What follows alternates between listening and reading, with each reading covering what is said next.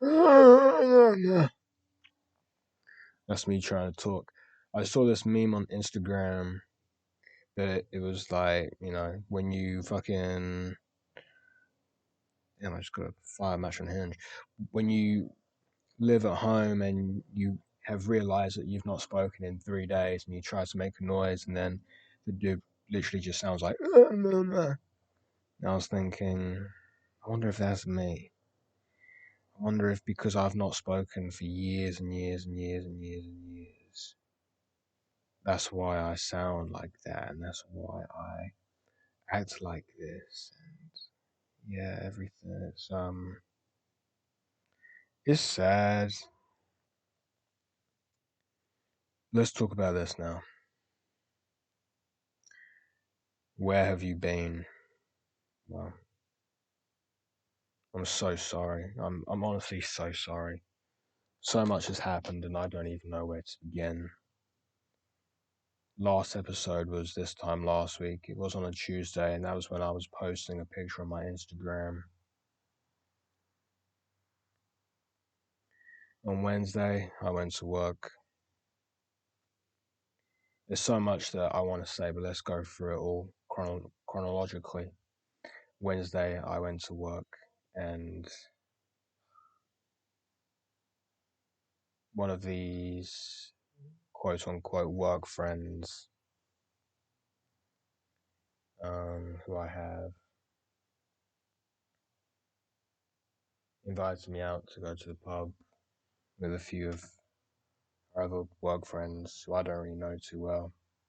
I went, and that was the first time drinking alcohol in 4 months. I relapsed, thinking not even thinking I could control it, just not thinking at all, just thinking it might be good to try and socialize. And yes, in one breath, it was good that I socialized, and it was good that I went into the office, but even in the office, it was like I completely forgot everything. Like, it's like that flight or fight response where I just go completely blank. My mind goes blank, and I'm not doing any of the techniques. I'm not speaking in a certain way. I'm not doing anything. I'm just talking in this really autistic, gay, high register voice like this. Like I'm literally speaking like this, like really high register. Breath is so shallow. I'm stuttering a lot. Well, not stuttering, but yeah, I mean, not really stuttering, but definitely pausing on my words and on my syllables. But I tried. I really did try. And in one way, I need to shift my focus, as Lovett has said, needs to be a little bit more positive. So, yes, let me give myself my own flowers. It was really good that I went into the office last week, Wednesday, and I didn't stutter. And I actually pushed myself to be a little more sociable, talking a little bit more to the coworker who sits next to me, talking to a coworker who sits behind me who I've never actually spoken to before, talking to a coworker who I don't think likes me and I'm a little bit scared of, but we speak. And then it was good that I went out with a group of coworkers to the pub, and I don't think I started. I think I tripped up slightly, but I'm not counting that as a start. To be honest with you. Yeah, definitely tripped up slightly, but ultimately it was good, and I'm taking it as a positive that I didn't stutter. I tripped up here and there, but I didn't stutter. Um,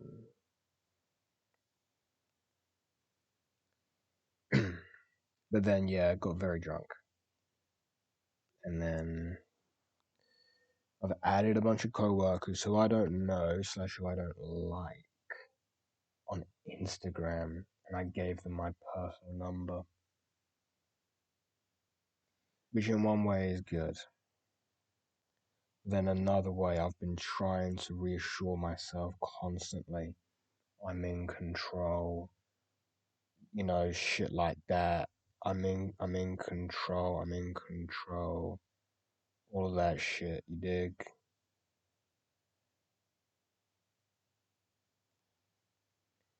Because now I'm really scared.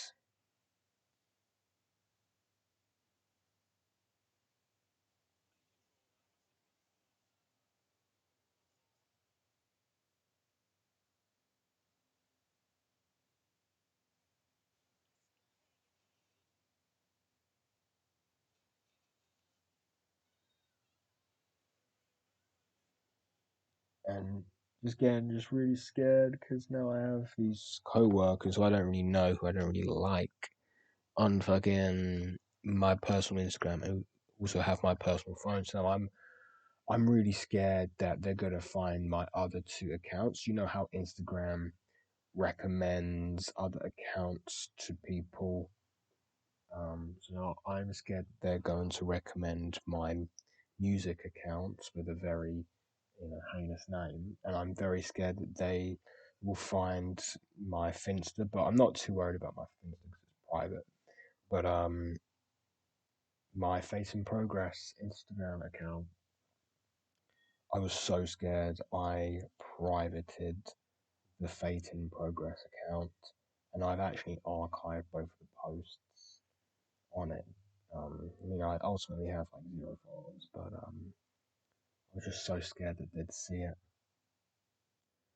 So, and I'm constantly just trying to reassure myself. So on my Face in Progress account, I'm going into my settings, I'm going into blocked, and I've blocked one, two, three, four.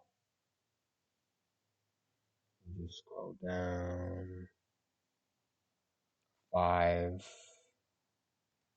My fucking ex bitch. Sorry. 5 co-workers. Block. Definitely looking at Instagram after this shit, for real. Yeah, 5 fucking. Is it 5? Shit, if I blocked the other one, hold on. Yeah, 5 co-workers blocked. But now I'm scared how, like, you know, there's likely other co-workers on their Instagram and they might see the account, you know? And I've not already blocked them, but look, I've blocked the ones who I have my Instagram on um my speech anxiety account, and then if I log into my music accounts, which I'm doing now, count in.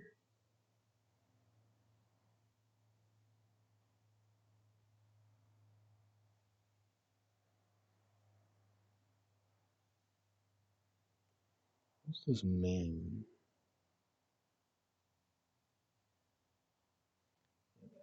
Anyway, days before, and then yeah, and then my music account archived all of the posts on it, literally all of them. And then if I go into my blocked, I have blocked them 1, 2, 3, 4, 5. 5 of them blocked.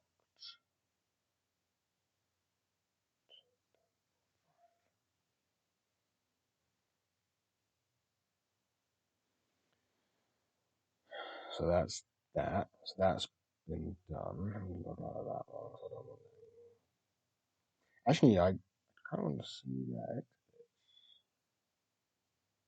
No, I mean, why do I need to look at the exhibitions Instagram? And anyway. And then on my TikTok, I think I've made my TikTok private as well. Let me just quickly check because I was just so scared because now they have my number. Will they see TikTok? I don't know why, but my TikTok shows me real sexual videos, which is very, very strange. It's hard to look away though, but yeah, and I'm not even logged in. That's the fucking crazy shit. Alright, let me log in to this shit, to this TikTok shit, just to check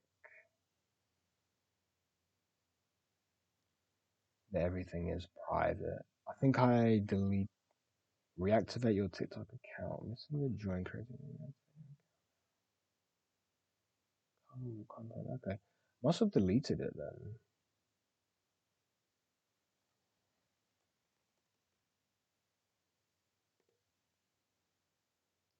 my TikTok being deleted. Yeah.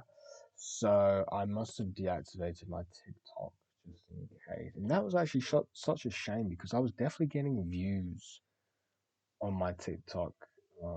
Maybe next year or something I'll um, reinstate. And then another thing is on my YouTube channels. Now I'm really scared if they've noted my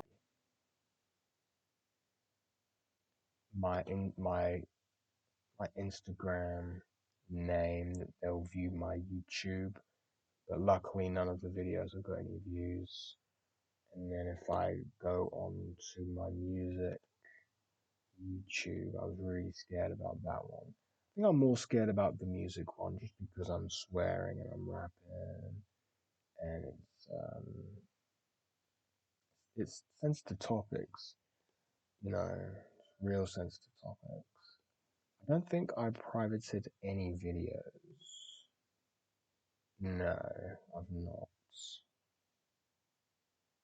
Doesn't look like the videos have gained a substantial amount of views anyway, so I'm pretty sure it's gone under the radar. But the documentary, I wanna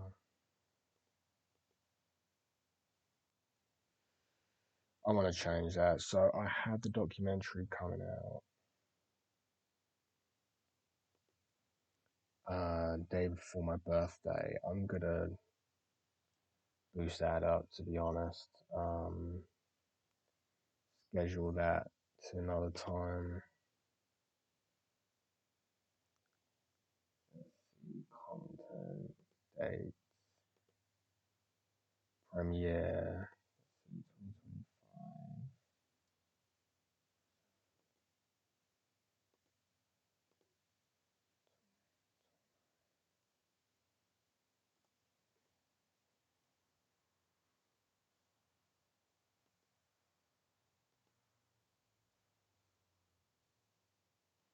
You schedule this to December the 8th.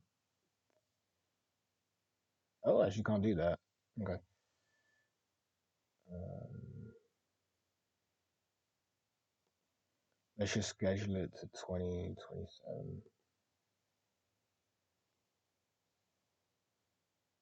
Too far into the future. Okay, fuck it then. Let's do it next year. Schedule it next year. And then I'll have to just keep on pushing up until I feel comfortable. I did go out on the Monday, and even on the Wednesday, I was recording videos on my phone because I really wanted to make a music video. But now I just don't know anymore. I'm just so scared that they're gonna find these accounts. I'm just so fucking scared. So I've been living in fear because of that, and then not really the physical hangover, but more of the mental hangover, um, which, yeah, just the mental hangover that I got really drunk and I sounded really high pitched and I was tripping up over my words, you know. I'm not beating myself up too much about that, to be fair. Um, just more of the mental hangover. And then this friend, which I've got, has asked a couple of times if I'm gay. And I knew that. See, I'm so logical. See, I like her just as a purely platonic friend, but it's so hard to make friends in this country. And I don't get on with guys very well just because I was brought up by my mom. I'm quite slim. I try to look after my appearance as much as I can. I try and dress nice as much as I can. And people just automatically presume I'm gay, because I'm really socially awkward. I'm probably autistic. I'm really quiet, and she just probably presumes that I'm gay. And I knew that because the last time that we hung out and we got really drunk, she took me to this club which her boyfriend runs. Her boyfriend definitely seems really fucking fruity. And the club was full of fucking, I shouldn't say fruity, but no, he seemed gay. And then the club, everyone there was gay. And then on her Instagram, she's only got one picture up, not of her boyfriend, of her gay mate. So I thought for a little while that she thought that I was gay.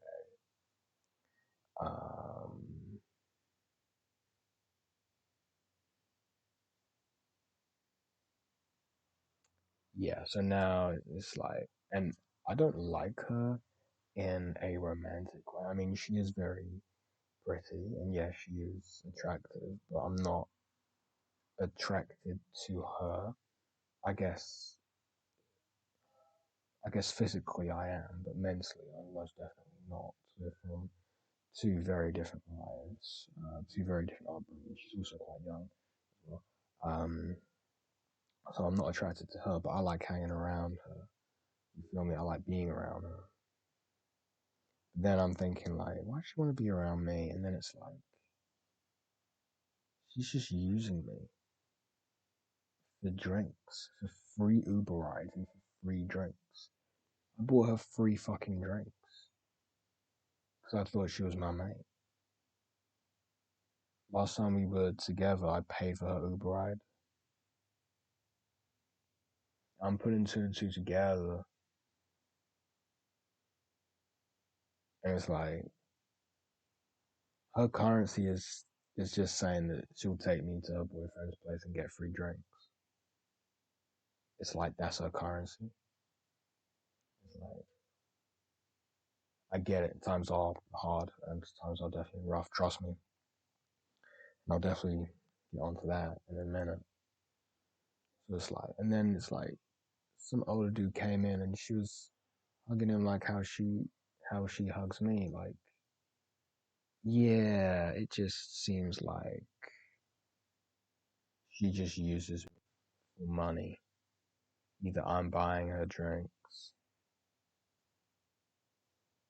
or I'm paying for Ubers for her. And even when she was going home, it was like she was using her boyfriend's card to pay for her Uber. Like she had a free night. You dig what I'm saying? And I don't know if I want to do that anymore. Like, I've clocked on. I mean, one, she thinks I'm fucking gay. I'm not. And two, she just uses me for free shit. That's not a friend. And when she gets really drunk, she says, "Oh, we should hang out, Frankie. I'll introduce you to all my friends." But she never does. She said, "Oh, in a week or two, let's go out to fucking, like, let's do something together." And I was like, yeah, sure, fine. I'm up for that. But it never happens. And that's probably because she's wanting me to initiate that. And when I initiate it, she'll just say the same fucking thing as what she has before. "Oh, Frankie, you pay, and then and we'll just go to my boyfriend's place, and then we can get drunk." And it's like, why? And it's like, that's her currency. And it's like, no, no, I don't want to do that shit, man. So now I'm really questioning about whether I really want to go to the work Christmas party because now I've truly put two and two together. My only friend at work is just using me for money. And to top it off, she thinks I'm gay. And I'm homophobic. There, I said it. Well, I'm, I'm not. I'm homophobic in a joking way, but I'm not gay. And yes, I guess I did like her initially. And I like the fact that she gives me attention. because she is a pretty girl and she does like to hug me and stuff like that. So it gives me that false girlfriend thing, that fake girlfriend thing. But then I saw her doing the exact same thing to an older gentleman. So I'm not special. She probably does that with everyone. Now I'm thinking back, she does that with everyone. When she was in the office at lunch, she went out for like a walk and shit with a bunch of the other lads. She didn't invite me.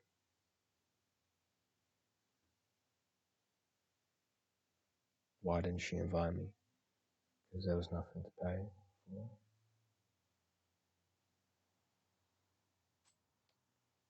These people don't like me, bro.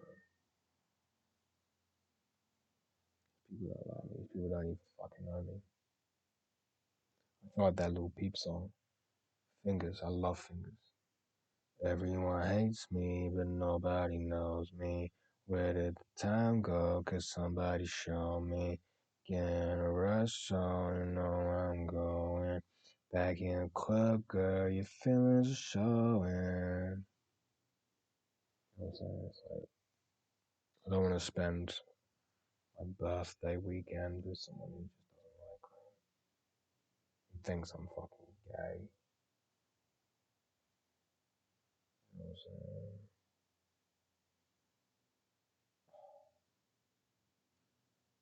I wanna fucking cry. It's okay to feel like that. It's okay. I relapsed. Last time I drank, I was with it's that fake girlfriend thing. I need to get into my head. I like it because she's a pretty girl giving me attention. That's it. Then it's the other element of like,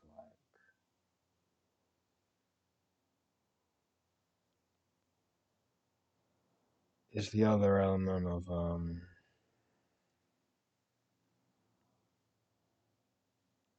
and I feel really self-conscious now. See, this is the thing I really don't want after giving these people my Instagram account and my number, and I'm pretty sure my phone number is associated with the YouTube channel and the podcast in some way. And I mean, I know my phone number is probably associated to my Instagram, and my personal, my private Instagram is most definitely linked in some way to my self improvement Instagram. So I'm just very self conscious about saying this out loud. But yes, I am addicted to pornography and masturbation. And that's something which really impacts me. And being around women, just nothing. I feel nothing because I'm so desensitized. I saw a meme about it the other day. You know, when it was like a Patrick Bateman meme. It was a American Psycho meme. That's it. Who's that actor? Christian Bale. That's it. It was a Christian Bale American Psycho meme of him. And the caption was, when you've got the girl of your dreams just lying on your chest, you don't have a care in the world, and yet you feel nothing.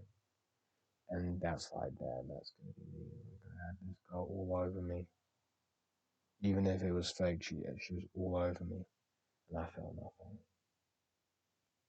I ultimately felt nothing. And people in the comments were saying, well, that's porn addiction. You're just so desensitized to reality. So that's something I definitely want to do. I definitely want to tackle. Last one I did was on Sunday.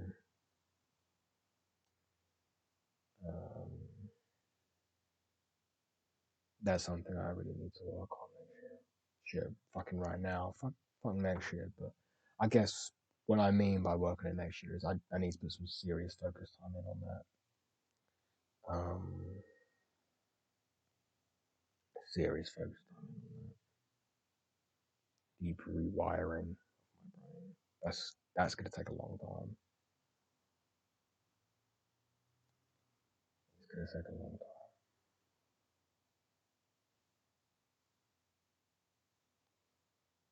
Which is another reason why. I'll fucking say. I mean, I have blocked them anyway on my Instagram, so they can't see my Instagram, and I'm just praying that they didn't take note of. I'm just praying they didn't get a recommended suggestion of my Fate in Progress Instagram or my music Instagram, and then they wouldn't, follow that trail over to TikTok or YouTube or anything, Bandcamp, anything like that. I just hope they didn't do that. But yes, I mean, I do have a crush on this girl. I'll be honest.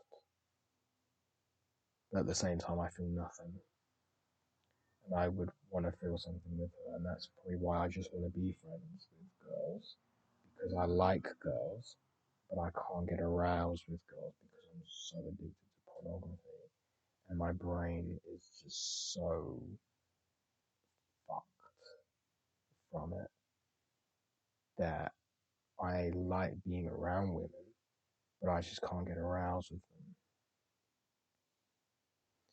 You know what I'm saying? So that's probably the root cause there. That is probably it. So yeah, mental hangover, not a physical hangover, a mental hangover, which lasted, yeah, probably about a week. It's a deep one. It's a real deep hangover, real deep thoughts, real deep thoughts.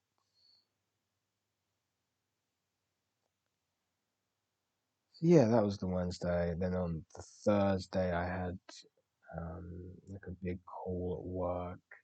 I didn't stutter, so let me give myself my flowers. I didn't stutter. I spoke well, I guess, but I was definitely.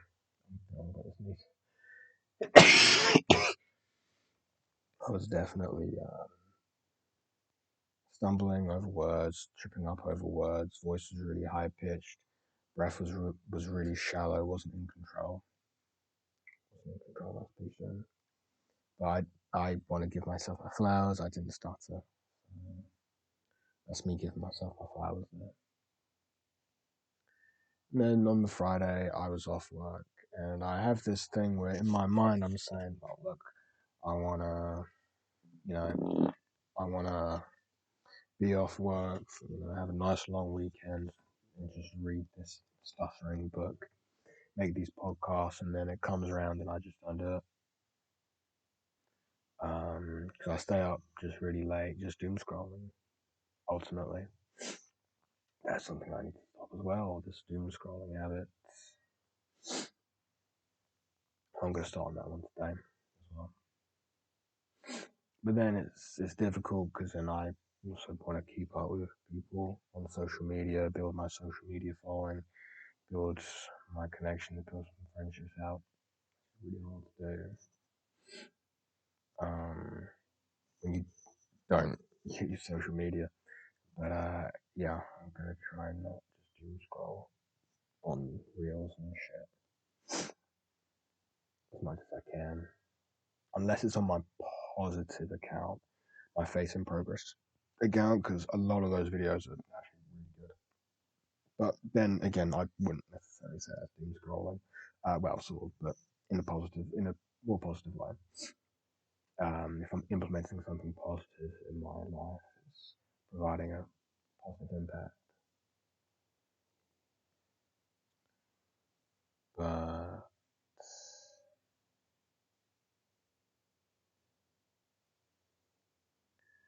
um, yeah, literally Friday. Friday, I was a bit of a shit day, but again, let me try to be positive. it was a good day because I had a lot of walking and I was outside a lot, which is good, and that's what I wanted. Went around to Canary Wharf and even central London trying to find stuff for my mum's, stuff that was on my mum's Christmas list. Really hard. I've still not finished it all. Really hard to buy for her. Couldn't find anything from her list. I was in central London for fucking hours. On Black Friday. Wasn't actually that busy, but it was just being in central London was kind of pointlessly, you know, kind of annoying. Kind of annoying. But let me be positive. I had a lot of steps and I had a lot of fresh air that day, so that was good. And I only had one meal per day, which I think that is really good, to be honest with you. And then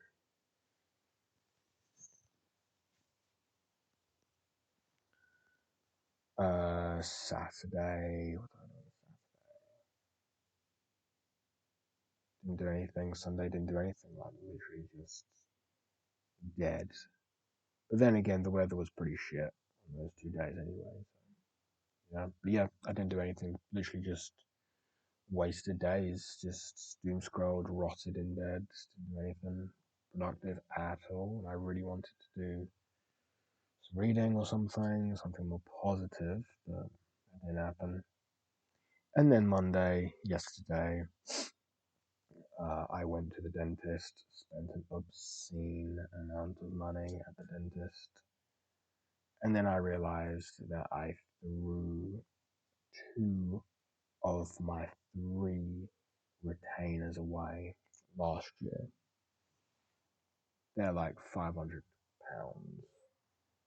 They're very expensive. So now I've tried to get the ball rolling with transferring my records from my private practice to my NHS practice just because I just can't afford it. My mum has helped and she has bailed me out actually financially, which I feel so guilty doing that. So fucking guilty doing that. But it does help quite a lot. I mean, we're talking hundreds of fucking dental work, which I don't know why I'm still going there. But moving forward in the new year, I'm going to do my dentist checkups and my hygienist appointments at my local NHS. Even if I pay privately at the NHS one, it's significantly cheaper than the private clinic which I go to. Significantly cheaper. So yeah, I'm going to do that. But I'm definitely trying to stay with the private clinic so I can get retainers and shit made, which I'll probably have to do that next year. I mean, hopefully these retainers. See, I was wearing these retainers full time for about 1 calendar year. Can't see any cracks or chips in them. They are just really grim looking and smelling. Um, and now that I'm only wearing them in the evening, I just really, I just really hope that they will last a substantial amount of time. My teeth don't seem to be shifting as quickly as they were last year. To be honest, I feel like it's actually sped up the gum fixture not having them in every day. I I really do feel like that. Anyway, so yeah, Monday was an expensive. So yeah, I was really depressed on Monday. I was really down. But let me try and think about the positives. The positives are my teeth are clean. My teeth are healthy, at least for the moment. Um, yeah, yeah. So that's that. You dig?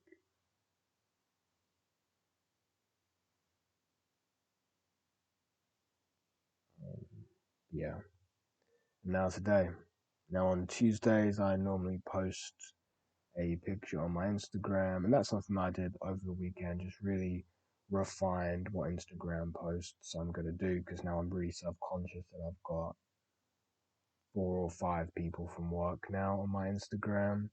4 or 5 people who I don't really know slash don't really like. So now I'm feeling really self-conscious, and that's what I really didn't want. See, on my previous account, my previous personal account, I had three, like two, no, I had a bunch of motherfucking coworkers. On my Instagram shit, which really embarrasses me. And now I feel so self-conscious about posting anything. You dig?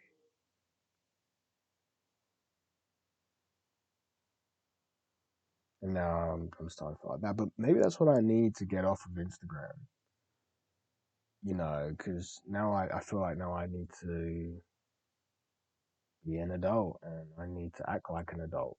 I definitely wasn't acting like an adult on Wednesday night.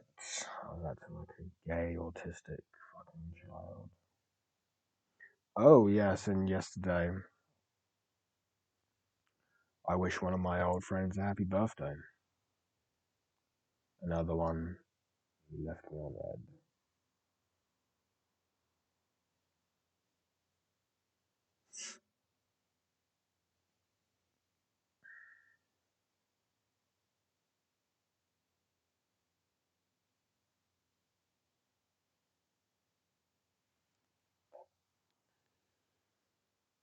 Um, my plan for the start of the year was, look, I'm gonna message all of my old friends on their birthday, say happy birthday. If I get nothing back, like if the message gets left unseen or left undelivered, so they don't even have the courtesy to even open, or if they do respond back and I just get dry back from them, I'm no longer gonna try and keep that bridge going. Now it's on them to do it. I've got one more friend. One more.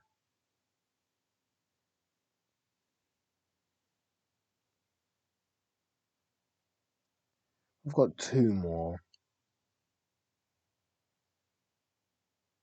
but one of them ain't a fucking mate. Just more of an acquaintance, being brutal.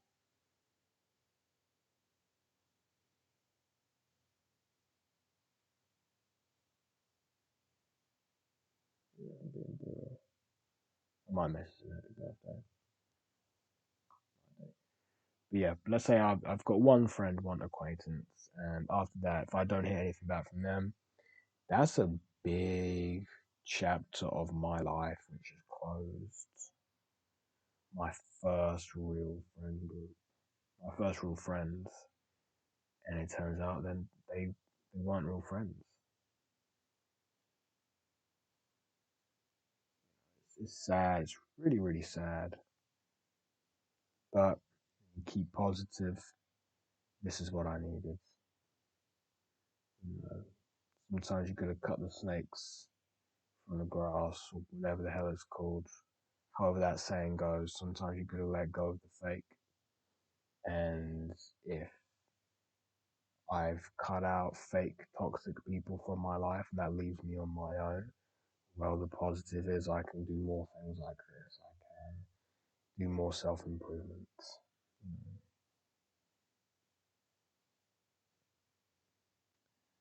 That's what I'm gonna do. A lot of self improvement. I've been trying to connect with people as well. There is one girl, just I think she's a lesbian to be honest, who I've met on the BFF app, who is interested in me and me, just like for drinks or something, like more alcohol. It's cool. Um,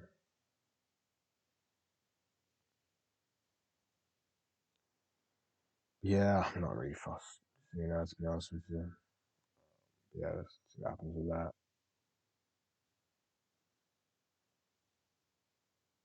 I'm just trying to think about the pros and cons of going to the summer party, the Christmas party this year. The pro is, yes, I'll be around that girl I do like. It gives me attention and it makes me feel good. It makes me feel wanted. It makes me feel liked. I feel like there's going to be a lot of leavers next year. I think a lot of the core group are going to go next year. I've just got a feeling. So it'll be a nice final kind of send off, being around everyone one last time. But then negatives, well, these people don't like me. Why do I want to be around them? Dig. Or what I'm trying to say is this might be the last Christmas party where there's going to be faces that I know. Let me just say that. But then the other negative is I have to buy a suit, buy a haircut, be around fake people who don't like me, we get completely drunk, pay for fucking this girl's drinks and Uber rides there and back.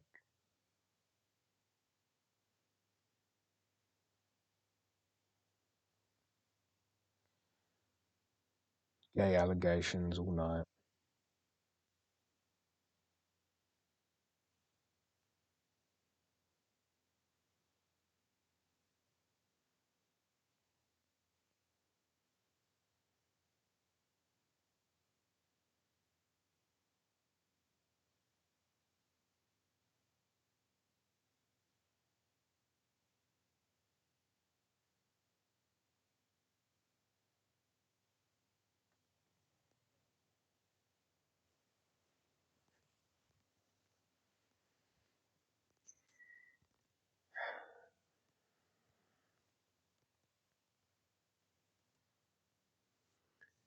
I'm feeling a little bit frustrated with work, especially because this girl who's my friend who joined after me is definitely looking to get a promotion. Fucking everyone in my team has got a promotion except for me. And I put in so much work over the year and a half point where I've been here. It's all for nothing because of my social anxiety and my stuff. So that's a big reason why I'm doing this. Yeah.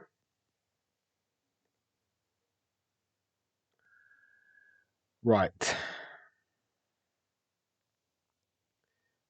That's off my chest. That's really off my chest. 8:03. Let's get on with this shit. Let's read a couple pages.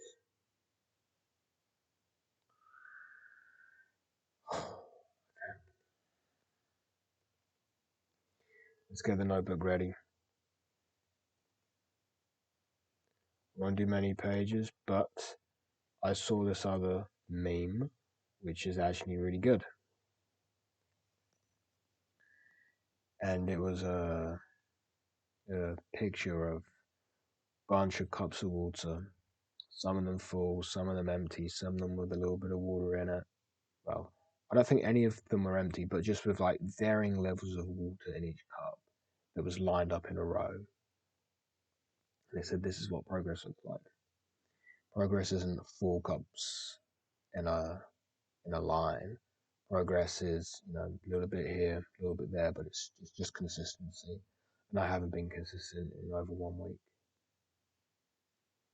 So even if I do a little bit, this will be one little drop of water in one of the cups of this week.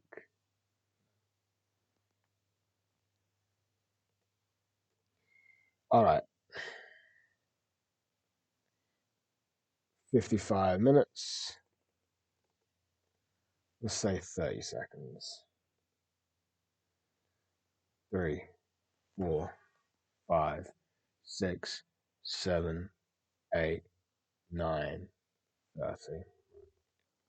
Okay, this is section 4. This is page 107 of the PDF and page 94 in the book. Right. Here we go. So let me put a little section in my notebooks. This is section 4. Have I put section 4?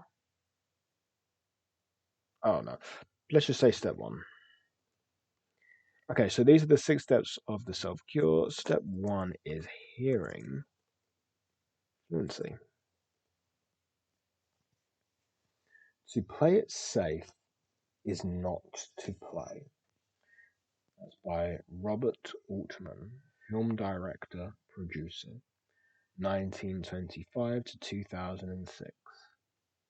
The stutterer's first instinct is to avoid speaking to the maximum extent possible.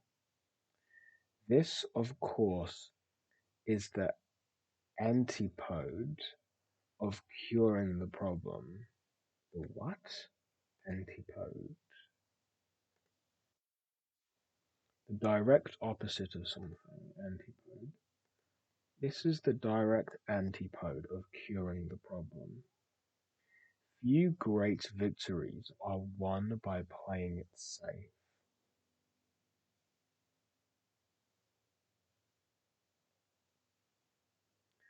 Conversely, endlessly hearing ourselves stutter deepens and guarantees a perpetuation of the problem. So, what can we do? 4.1 Preview of the 6 steps. Before detailing step 1, let's review the 6 steps in brief. Steps 1 to 3 deal with the effects of stuttering. So hearing fluency, so then in brackets I'll put deal with the effects of stuttering. And as such, they may not solve the problem by themselves. But without the crutches, step 2, I doubt that I could have stopped stuttering or avoided relapses, or have become as good a public speaker as I have. These 3 steps include 1. Using 1 discussions as therapy and talking/reading aloud where stutter free, and 2. 12 techniques or crutches which gave me the most immediate relief and which enabled me to go around or leapfrog over feared words to avoid stuttering. Without some way of avoiding stuttering on a stutter by stutter basis, stuttering will be much more difficult, if not impossible, to overcome. The crutches, if mastered and made automatic, gave me ways to avoid each stutter block as it threatened to occur. As such, steps 2 to 3, and even step 2 alone, will solve the problem for some, and at a minimum will give any stutterer a significant degree of immediate relief. And, as all stutterers will agree, any and all degrees of relief are most welcome. While each step can stand on its own, together they pack a series of effective punches. Steps 4 to 6 include 1. Techniques for developing a habit of getting lost in your ideas to a degree that changes your focus from words to your ideas, urges, and emotions. And 2.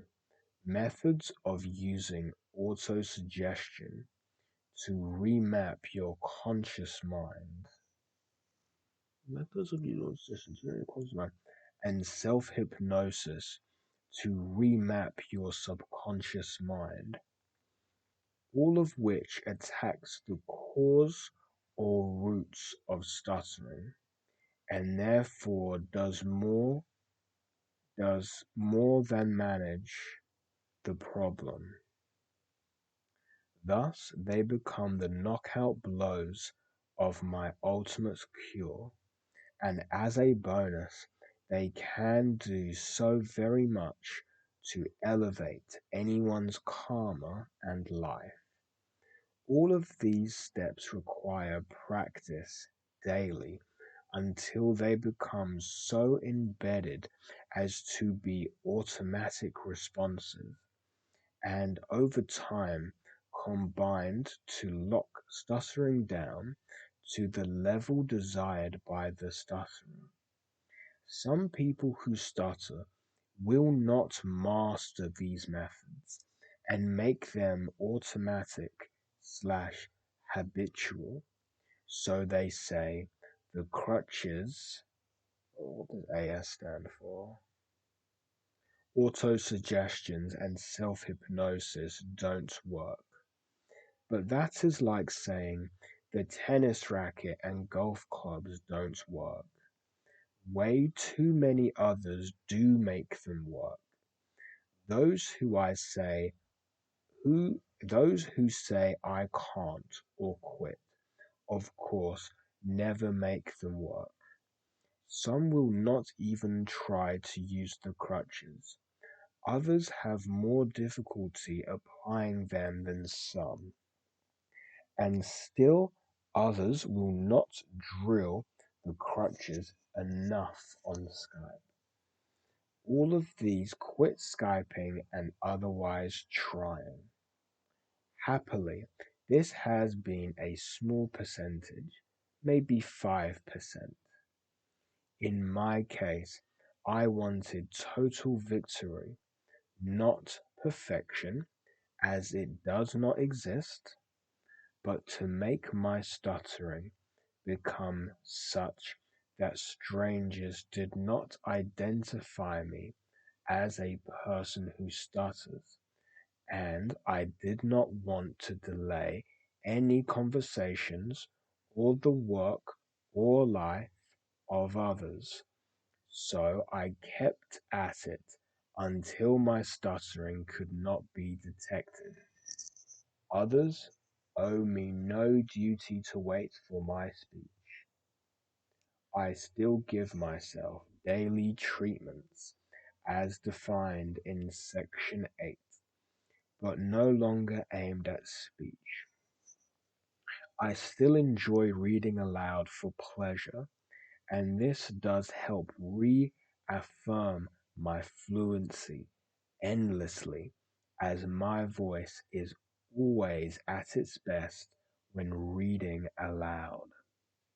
And I still use the crutches, step 2, however rarely, but I now aim my daily treatments at other problems, controlling anger, anxiety, boredom, depression, insomnia, memory loss, and pain management, being loving and given to laughter at myself and life's maddening, insoluble conundrums, and many more, all of which elevate my karma, me, and thus this life. There can never be an end to efforts for self improvement through self discipline, mind training, mind control, and dictating one's thoughts. 4.2 Discussing the problem. All of us need an outlet to share our problems. Unfortunately, many people who stutter go into deep cover and become diffident. Diffident? Is that the word? Defied? Oh, diffident? No? Dif. Diffident. Diffident. Modest or shy because of lack of self confidence. Diffident. Okay. People who stutter will go into deep cover and become diffident.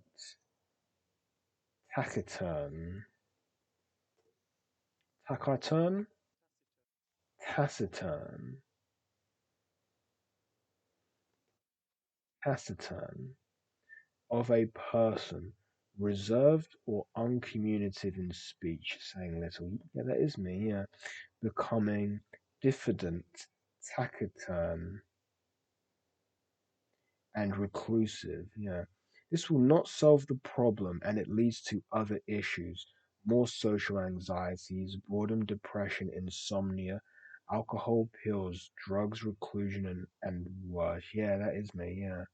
So measured selective talking about the stuttering problem can be helpful, but don't look for solutions from others, especially in online blogs and forums, as the blind cannot lead the blind. You are the solution to your speech issues. Everything written in section 13.4, don't announce your stuttering, supersedes anything written in this section 4.2. The question is, to whom and how often and how much should I discuss my speech with others? Talking about it too much and or to the wrong people will also be self-defeating. While denying the problem seems unwise, people who stutter should not broadcast the problem routinely and endlessly announce it because 1. Most listeners do not care and do not wish to waste their valuable time discussing your stuttering or most any other problem that you may have. 2. Prospective employers will often not hire the confessed stutterer, real. And 3. Announcing stuttering serves to reinforce and compound the problem for the person who stutters. So, in most situations, it seems better to let your speech speak for itself. It is what it is. Never state the obvious, goes the apogrium, apothem, apo, apo, apothem, apothem. A concise saying or maxim, a concise saying, goes the apothegm. Discussing the problem with sympathetic intimates on occasion and in small doses seems best. Airing any problem tends to make it seem less threatening. Many stutterers do not even stutter when talking to those who know that they stutter. Oddly, the reverse is also true. Do whichever results in the least stuttering for you. I never discussed it, I just worked on beating it. People who don't stutter don't get the problem. Yeah, so I saw no point in discussing it with them, friend or foe. This really leaves professional help as the best long term alternative. an MD, PhD, speech pathologist, psychologist, or other person trained to help with speech issues, or a self cured stutterer. Unfortunately, many speech professionals either never stuttered or still do stutter, and thus either can never hope to understand the problem and or have never solved the problem personally. It takes an ex-alcoholic to understand an alcoholic's problem. In my day, there were no therapists around as best I knew, so self help was my only choice anyway. Also, not everyone can afford to pay thousands of dollars for such help, and in such areas, no such help is available at any price. I have zero first hand knowledge of therapy programs. I only know what people who stutter tell me and what I see as the results of therapies. Many of our people who stutter have tried one or many such therapies, but almost all of them say that they receive no lasting benefits or no benefits at all, and some say that therapy made stuttering worse. Some of them speak in a robotic or otherwise artificial speech pattern, and some people who start to tell me that the methods they learned are exhausting to use. On the other hand, therapy programs, clinics, and online forums do offer gathering places for people who started to socialize. This may be the best option for those who have accepted their stuttering and do not intend to try to stop it. These stuttering groups offer their only social outlet and, as such, serve as a very useful purpose. All of us need to socialize. However, the downside is that this tiny world, less than 1% of the population, can become your entire world, effectively eschewing non stutterers. I could not abandon the 99%, nor did the economic needs of my wife and children allow me to do so. Also, as socializing and searching for answers to alcoholism in bars is not wisdom for alcoholics. Extensive socializing among stutterers may not be wisdom for people who stutter, at least not for those who want to stop stuttering.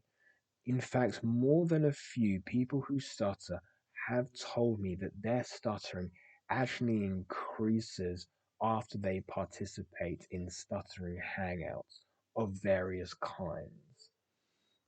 After I wrote my first edition, I participated in a few stuttering hangouts. My heart went out to the participants. It was painful to watch and hear. This does not diminish the good intentions of forums or blogs and their founders, nor the comfort that some derive from them. Each of us has different needs. We have a common goal. Happier people who stutters. If stuttering forms makes you happy, then stay with them. Unfortunately, this will not help you beat stuttering. So each person who stutters must assess the way that such activities affect him. Are you looking for a person who stutters mate or for a solution to your speech issues? In sum, for the purpose of this step one, the point is this: stutterers can help themselves by having limited discussions of the problem with trusted confidence. Confidence. Say that?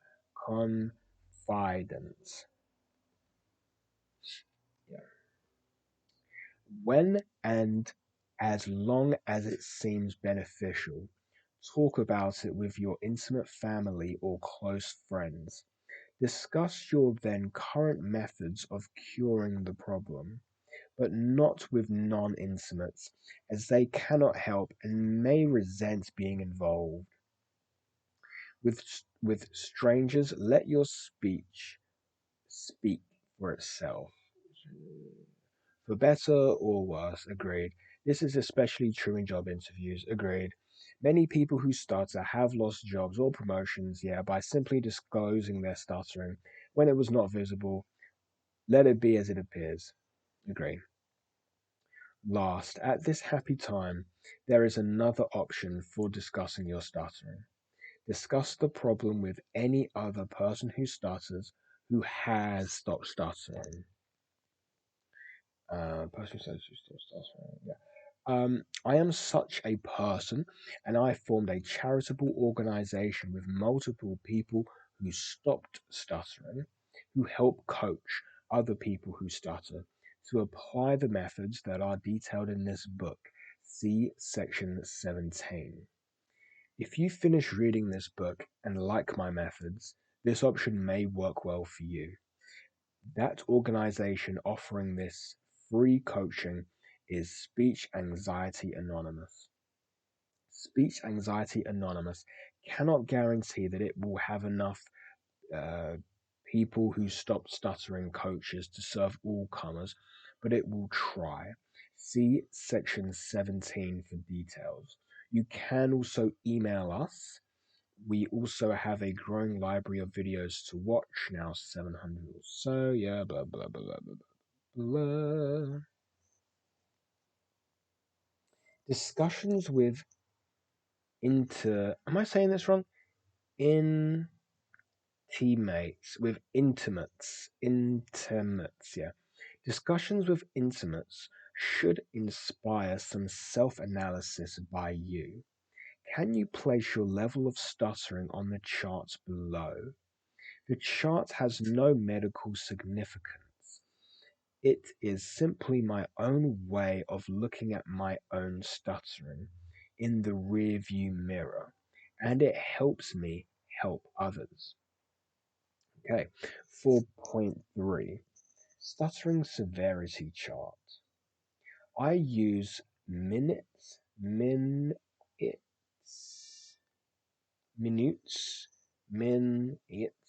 minutes, X.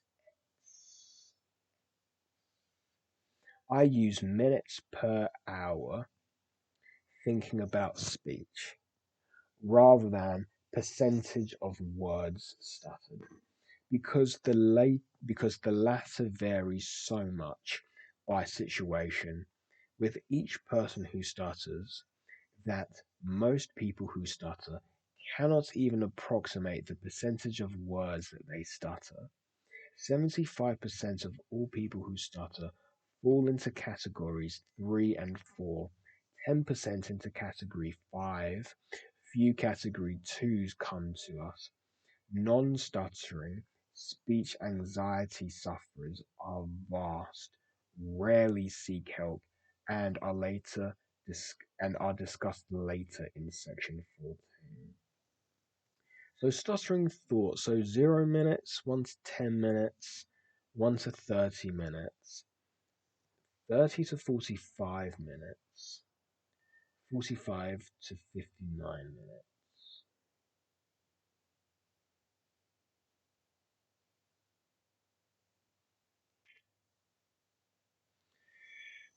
I'd say 10 to 30. I guess mild, really. Constant but light. I'd say mild. If I just go slap bang in the middle. So which level are you? I'd say three. I'd say three going into.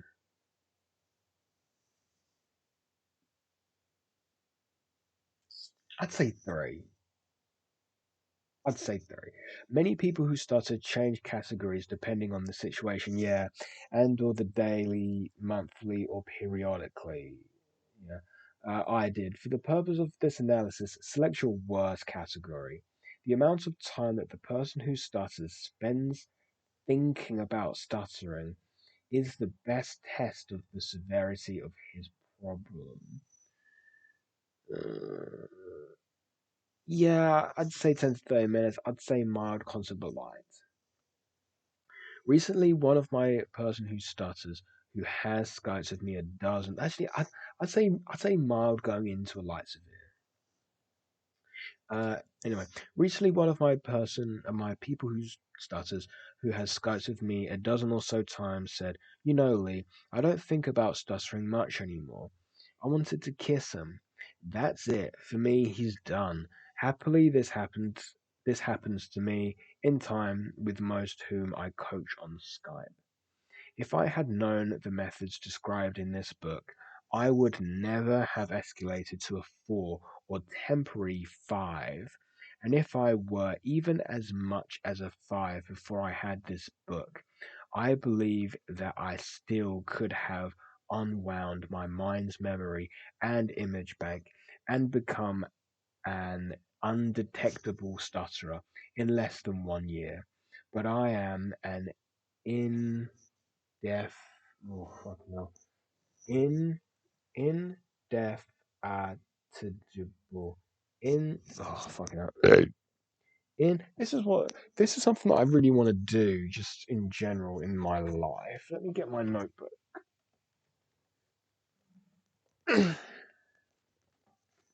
Let me write another celebrity name here. One second.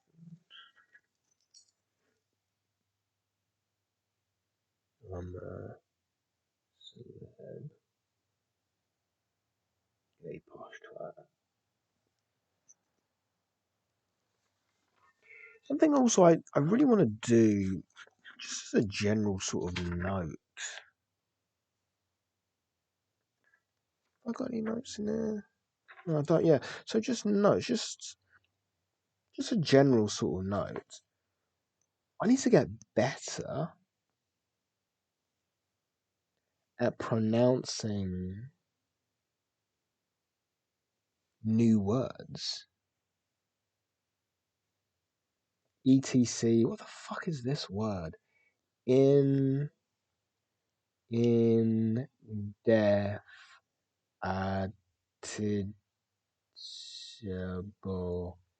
indefatigable, and in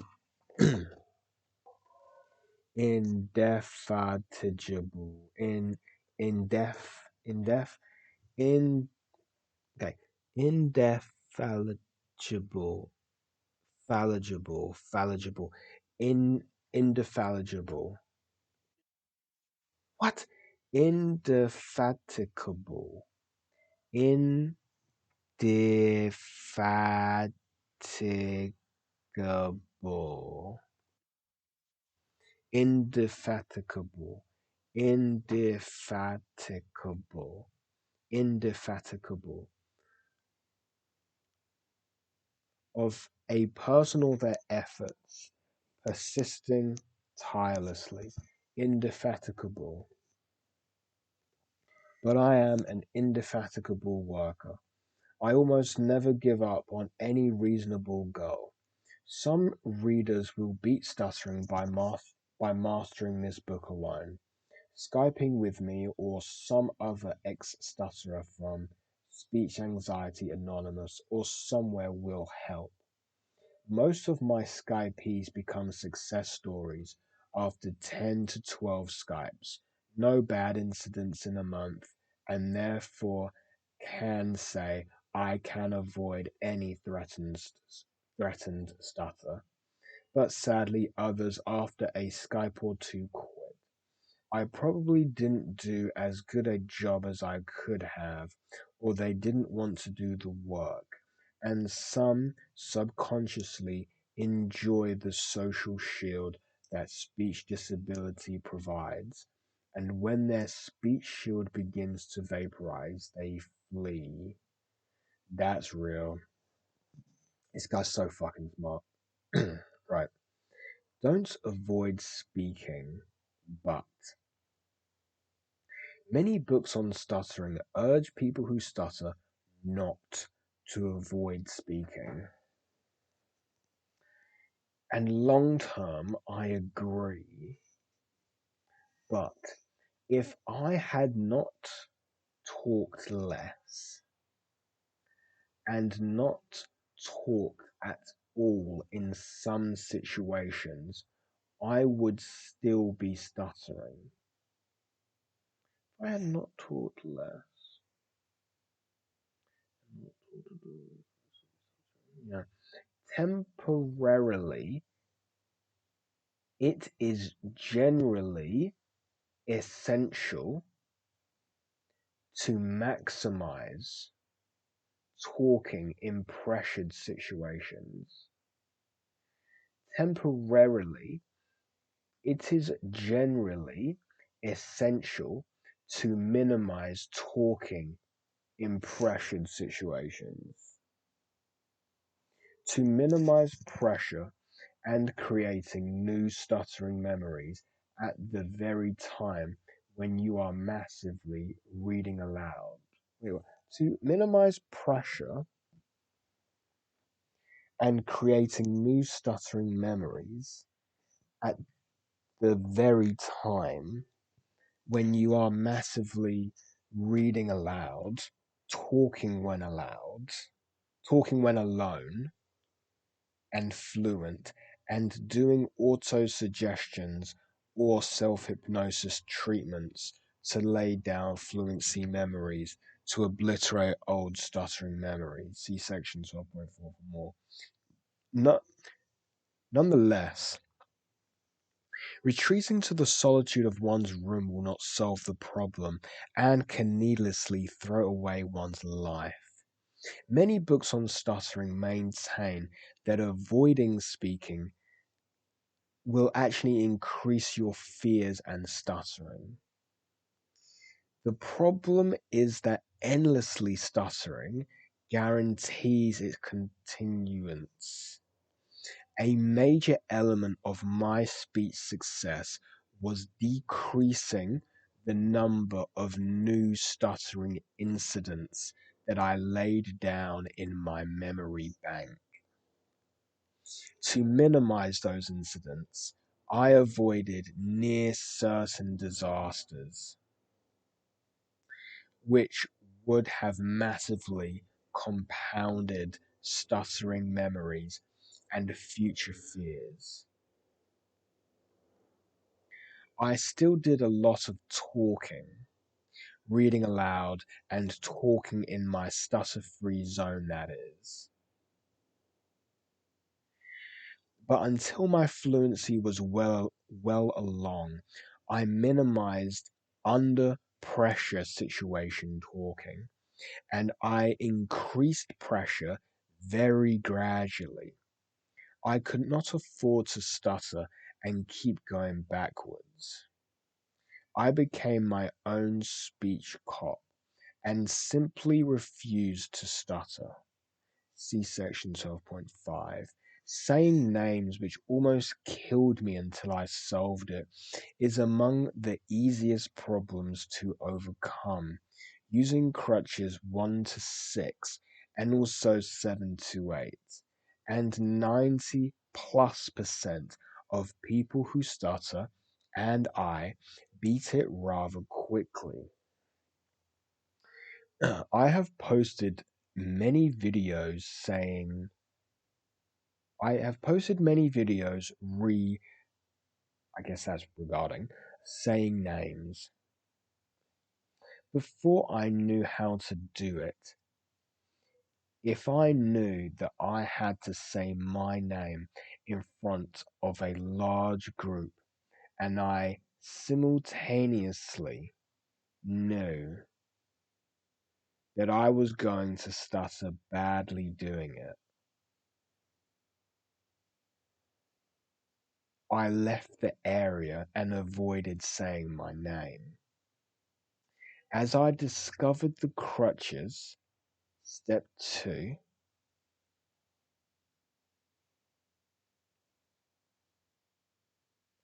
I just said the names.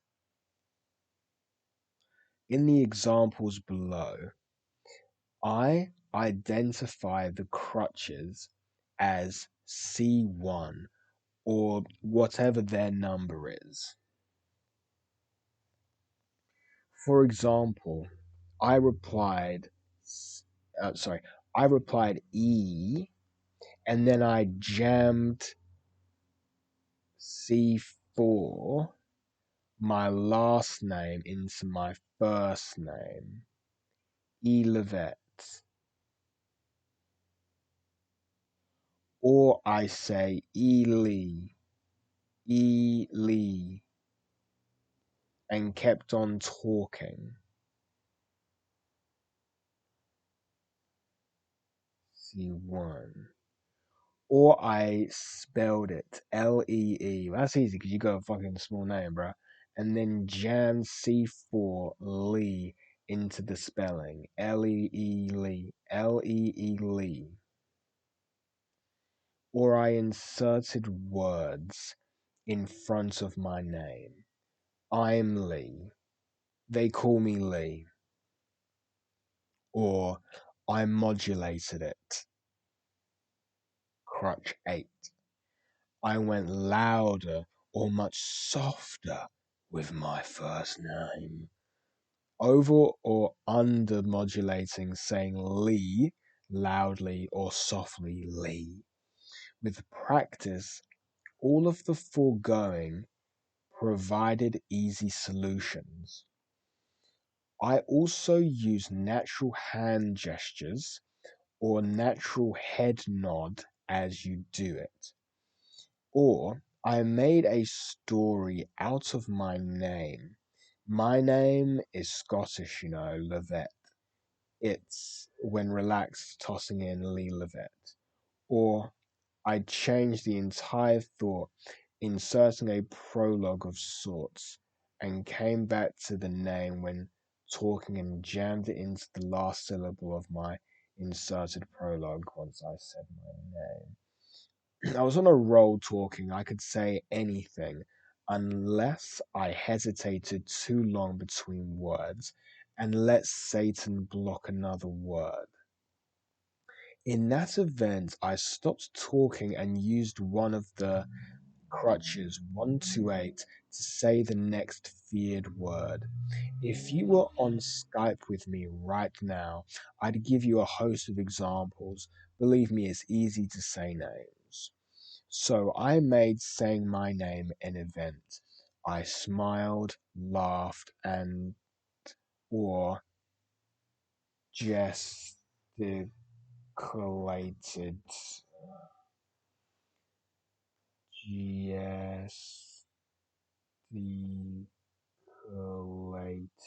gesticulated, gesticulated. Fuck, gesticulated. Use gestures as I did it. My point here is that via crutch 1 to 8, I made saying names easy, thus avoiding creating terrible, new, embarrassing, stuttering memories to compound the speech problem. Callum, Callum, Dennis, Ennis. See, it's harder. Dennis, Dennis,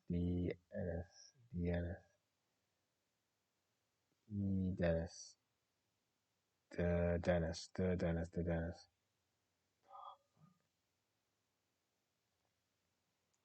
Must be okay.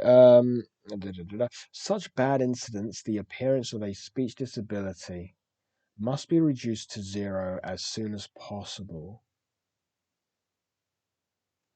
As long as we allow those horrid events, we will keep stuttering to our graves. It takes determination and discipline, but you can do it. So, yes, we must speak, but we need to use some judgment as we do it. And one way or another, we must create endless fluency memories. Says we must speak, but we need to do some judgment as we do it. And one way or another, we must create endless fluency memories daily and less stuttering memories. And the bigger the margin, 2 to 1, 5 to 1, 10 to 1, and finally 10 to 0, the faster our cure. Yeah. Soon we must zero out the stutters. Stuttering to a person who stutters is like alcohol to an alcoholic. One sip stutter can finish you. Since my second edition, I have introduced a new term, speech cop. Let me put that one down, another fucking term. Speech cop. I asked my person who stutters to be speech cops, and to enforce this commandment, I shall not stutter or block today. I explain how to reinforce it in step 2 in section 5, crutches 1 to 6, and also 7 to 8. On first feared words, and 7 to 12, and 11 in particular, on the words that follow the first feared word. New crutch 13, the ultimate crutch, no crutch at all, is for the more advanced practitioners of our methods. Also see section 12.5. As you master and apply steps 2 to 6, you will be able to talk more and more and more stutter free. As you work on beating it, try not to take yourself so seriously. We're all dead in the end anyway. As Larry Shea wrote in his classic song, When You're Smiling, laugh and the world laughs with you. Cry and you cry alone. Hmm. Start laughing and enjoy it as others laugh with you. The joy of life is in the journey, not in any prize. I like that. Discussions will begin to flow a bit more smoothly. In this book, you are developing a plan, a regime to conquer your stuttering. If you allow it, if you use it, if you practice it, if you keep an open mind, if you stop thinking about or saying, I can't, if you'll be the little engine that could, and just keep chugging until you reach the top of the hill and begin coasting, stuttering free down the other side. You can, if only you will. There is no time like now. Step 4.5. Read this book aloud now. Before we go any further, I ask you to read this book aloud. From here forward, all of it. Why? As I note repeatedly throughout this book, if you can read aloud without stuttering, do as much reading aloud as you possibly can, 1 hour, 2, or more daily. Everything you read should be read aloud. You have you have two goals here. One, hear fluency, and two, practice speaking with passion, all of which allows you to endlessly hear your voice at its best, endlessly recording these fluency memories and drowning the stuttering memories. Both lay foundations for fluency. For the same reason, I urge you to talk in your stutter free zones to the maximum. When you can talk, play, when you can talk more, play a recording of yourself saying your auto suggestions. Again, hearing fluency, fluency, fluency from your mouth. Some I ask to play such recordings all night while they sleep. They pick up 6 to 8 more hours of hearing fluency, plus 2 hours of reading aloud, and another 40 minutes, 2 40-minute treatments of auto-suggestions. A total of 8 to 12 hours of hearing fluency from your mouth. every day. So start now by reading this entire book aloud. I also ask you to read everything that you read all day aloud, even if you must read some of it in a whisper to avoid disturbing others. Your mind gives you credit for fluent speech at the faintest possible whisper, or even when silently mouthing the words. So read aloud your emails, text messages, tweets, newspapers, magazines, labels on soup cans, everything. Put some enthusiasm, emotion, and passion into your reading. Why? The more feeling you invest in reading and speaking, the less you will stutter, and the more you will retrain your mind to react fluently to speech. Okay. Saying that, mate, I think I'm gonna pause it there. Let me just get the recording out. This is 1 hour, 31 minutes, 29 seconds. 1 hour. Did I just say 31? Yeah, 31 minutes. Let's just say 30 seconds. Just because it is definitely getting on now. It's 8:52. I definitely want to wrap this up, and I definitely want to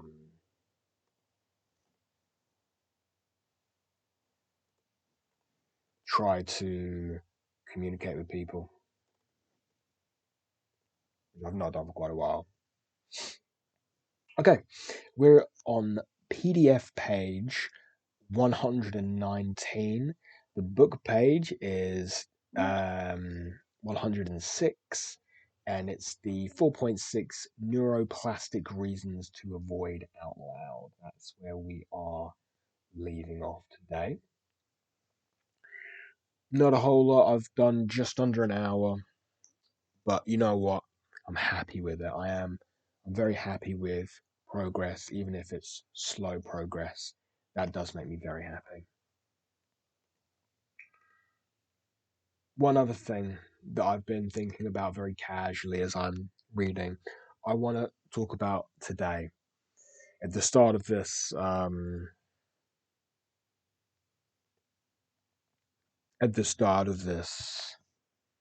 podcast, I was talking about how my, you know, Wednesday through today has gone, but I missed out today, and I need to give myself my flowers.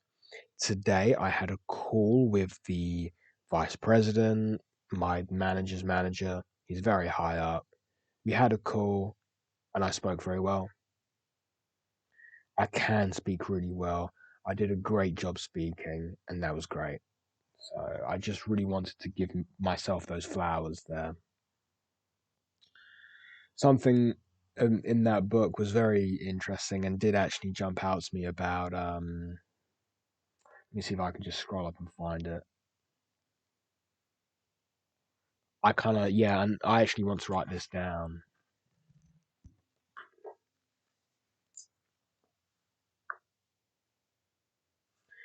The joy of life is in the journey,